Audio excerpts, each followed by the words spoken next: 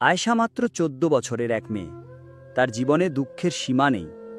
গ্রামের সবাই বলছে তার বয়সে অন্য মেয়েরা বিয়ে হয়ে সংসার সামলাচ্ছে, অথচ আয়েশার বাবা রফিক আলী মেয়ের জন্য পাত্র খুঁজে খুঁজে হাল ছাড়ছেন।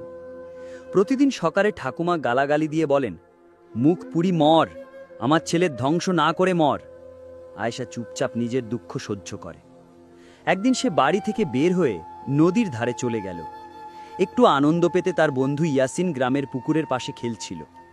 আয়েশা কাছে গিয়ে বলে, খেলতে পারি কি? ইয়াসিন চোখ মেলেই বলে, তুই ছোট, বাবা মায়ের কাছে শাস্তি পাবে। আয়েশা হেসে জবাব দেয়, শাস্তি হোক, তবে একটু খুশি হওয়া যাক। নদীর ধারে বসে তারা ছোট মাছ ধরার চেষ্টা করে। ধীরে ধীরে আয়েশার মন শান্ত হয়। বাড়ি ফিরে আয়েশা অসুস্থ হয়ে পড়ে। ঠাকুমা পাশে থাকলেও তার মনে প্রশ্ন জাগে, আমার কি দোষ? আমি কেন এমন জীবন পেয়েছি? বাবা রফিক আলী উত্তর দেন, তোদের কপালের দোষ। আয়েশা ঠিক করে একদিন আল্লাহর কাছে গিয়ে সব প্রশ্নের উত্তর চাইবে।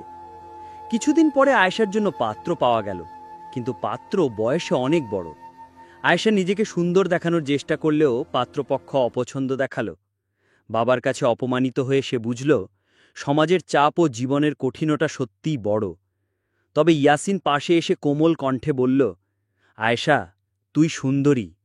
কেউ যদি সত্যিই না বোঝে, সেটা মন দিয়ে আমি বুঝি। আয়েশা ঠিক করল, সে শুধু বাঁচতে চায়, নিজের স্বপ্ন পূরণ করতে চায়। শেষে আয়েশা শেখে, জীবন কঠিন হলেও আশা, ভালোবাসা এবং নিজের শক্তি তাকে সব বাধা পার করতে সাহায্য করবে। সে ঠিক করল, একদিন নিজের জীবন নিজেই নিয়ন্ত্রণ করবে।